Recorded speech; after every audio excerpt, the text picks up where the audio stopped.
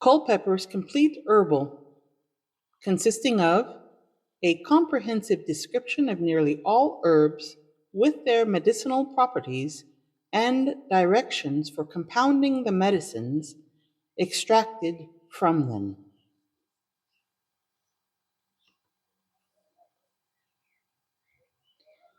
Culpepper's original epistle to the reader. Take notice that in this edition I have made very many additions to every sheet in the book, and also that those books of mine that are printed of the letter, the small Bibles, are printed with, are very falsely printed, there being 20 or 30 gross mistakes in every sheet, many of them such as are exceedingly dangerous to such as shall venture to use them, and therefore I do warn the public of them. I can do no more at present, only take notice of these directions by which you shall be sure to know the true one from the false. The first direction. The true one hath this title over the head of every book, the Complete Herbal and English Physician enlarged.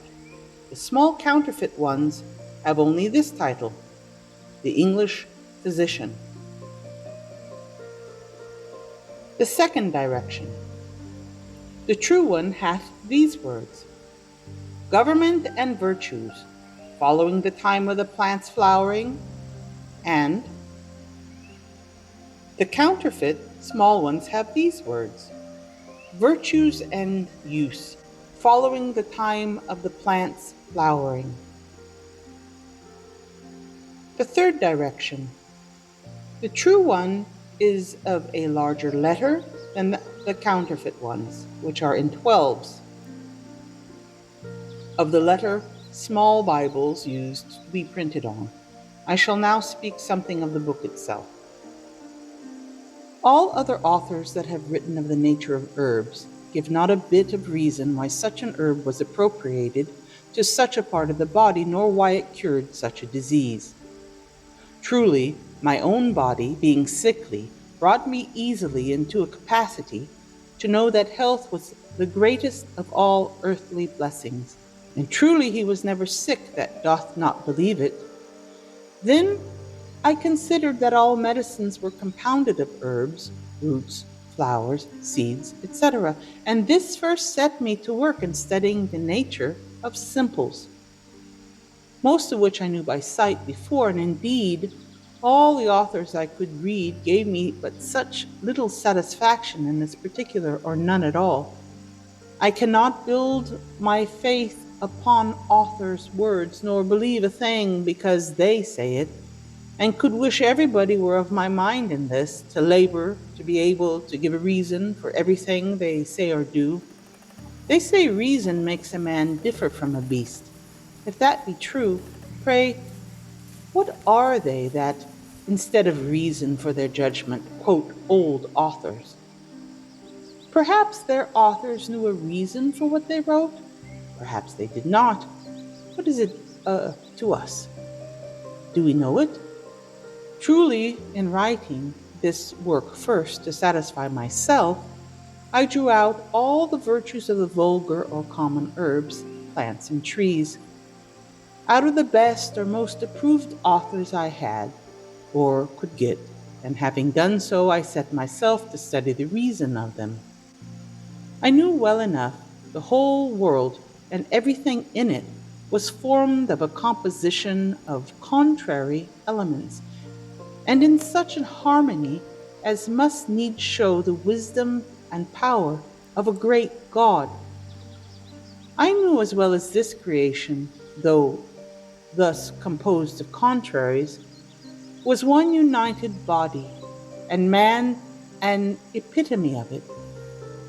I knew those various affections in man, in respect of sickness and health, were caused naturally, though God may have other ends best known to himself, by the various operations of the microcosm, and I could not be ignorant that as the cause is, so must the cure be, and therefore he that would know the reason of the operation of the herbs must look up as high as the stars astrologically. I always found the disease vary according to the various motions of the stars, and this is enough, one would think, to teach a man by the effect where the cause lies. Then to find out the reason of the operation of herbs, plants, etc., by the stars went I, and herein I could find but few authors, but those as full of nonsense and contradiction as an egg is full of meat. This not being pleasing and less profitable to me, I consulted my two brothers, Dr. Reason and Dr. Experience, and took a voyage to visit my mother, Nature, by whose advice, together with the help of Dr. Diligence, I at last obtained my desire, and being warned by Mr. Honesty, a stranger in our days, to publish it to the world, I have done it. But you will say, what need I have written on this subject, seeing so many famous and learned men have written so much of it in the English tongue, much more than I have done? To this I answer, neither Gerard nor Parkinson, or any that ever wrote in the like nature, ever gave one wise reason for what they wrote, and so did nothing else but train up young novices in physic and in the school of tradition, and teach them just as a parrot is taught to speak. An author says so, therefore it is true. And if all that authors say be true, why do they contradict one another? But in mine, if you view it with the eye of reason, you shall see a reason for everything that is written, whereby you may find the very ground and foundation of physic. You may know what you do, and wherefore you do it, and this shall call me Father, it being, that I know of, never done in the world before. I have now but two things to write, and then I have done. 1. What the profit and benefit of this work is. 2. Instructions in the use of it. The profit and benefit arising from it, or that may occur to a wise man from it, are many. So many that I should sum up all the particulars, my epistle would be as big as my book. I shall quote some few general heads. First, the admirable harmony of the creation is herein seen in the influence of stars upon herbs and the body of man, how one part of the creation is subservient to another, and all for the use of man, whereby the infinite power and wisdom of God in the creation appear. And if I do not admire at the simplicity of the ranters, never trust me. Who but viewing the creation can hold such a sottish opinion, as that it was from eternity, when the mysteries of it are so clear to every eye? But the scripture shall be verified to them. Romans 20. Quote, the invisible things of him from the creation of the world are clearly seen, being understood by the things that are made, even his eternal power and Godhead, so that they are without excuse. Unquote. And a poet could teach them a better lesson. Quote, because out of thy thoughts God shall not pass, his image stamped on every grass. Unquote. This indeed is true. God has stamped his image on every creature, and therefore the abuse of the creature is a great sin. But how much more do the wisdom and excellency of God appear if we consider the harmony of the creation and the virtue and operation of every herb? Secondly, hereby you may know what infinite knowledge Adam had in his innocence, that by looking upon a creature, he was able to give it a name according to its nature. And by knowing that, thou mayest know how great thy fall was, and be humbled for it even in this respect, because hereby thou art so ignorant.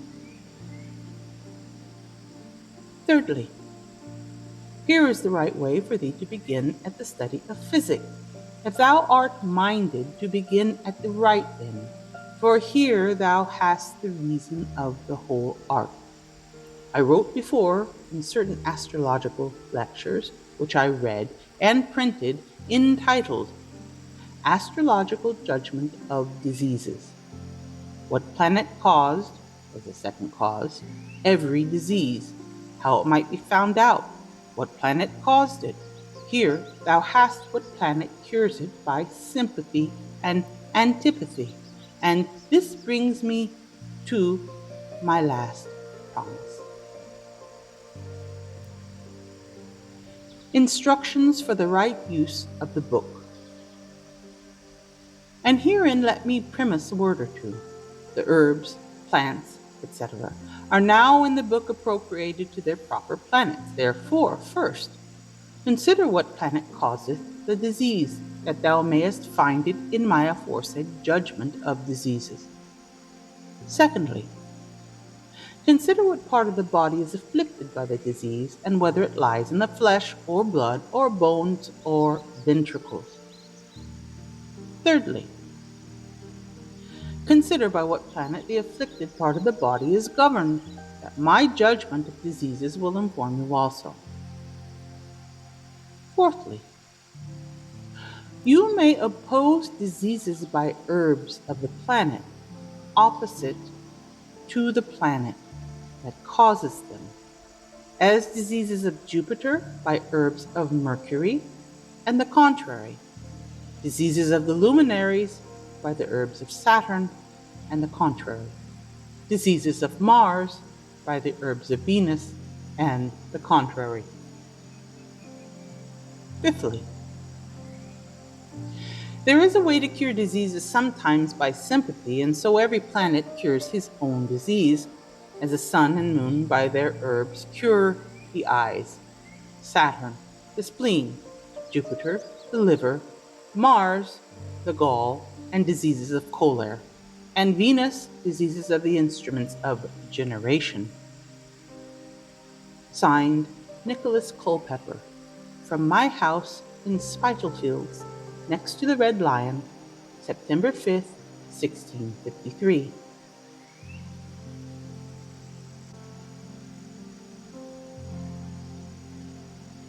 To his dearest consort, Mrs. Alice Culpepper. My dearest, the works that I have published to the world, though envied by some illiterate physicians, have merited such just applause, that thou mayest be confident in proceeding to publish anything I leave thee, especially this masterpiece, assuring my friends and countrymen that they will receive as much benefit by this as by my dispensatory, and that incomparable piece called Semiotica Uranica, enlarged, and English Physician. These are the choicest secrets which I have had many years locked up in my own breast. I gained them by my constant practice, and by them I maintained a continual reputation in the world, and I doubt not but the world will honor thee for divulging them, and my fame shall continue and increase thereby, though the period of my life and studies be at hand, and I must now bid all things under the sun farewell. Farewell, my dear wife and child. Farewell, arts and sciences, which I so dearly love. Farewell, all worldly glories. Adieu, readers. Signed, Nicolas Culpepper.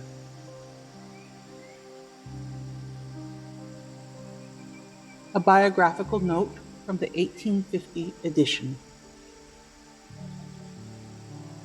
Nicolas Culpepper, the author of this work, was son of Nicolas Culpepper, a clergyman, and grandson of Sir Thomas Culpepper, Bart.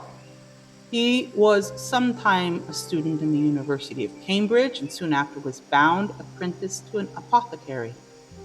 He employed all his leisure hours in the study of physic and astrology, and he afterwards professed and set up business in Spitalfields, next door to the Red Lion, formerly known as the halfway house between Islington and Stepney, an exact representation of which we have given under our author's portrait, where he had considerable practice and was much resorted to for his advice, which he gave to the poor gratis.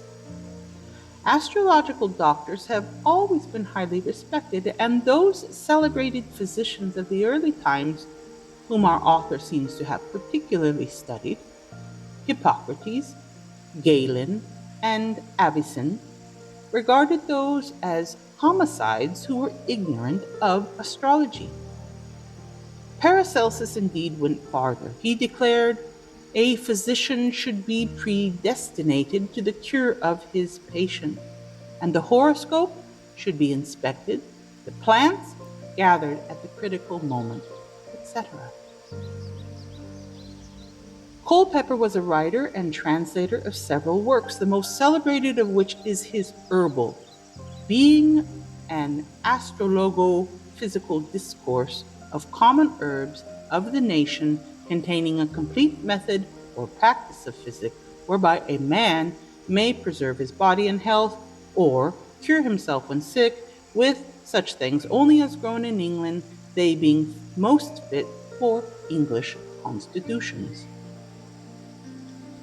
This celebrated and useful physician died at his house in Spitalfields in the year 1654.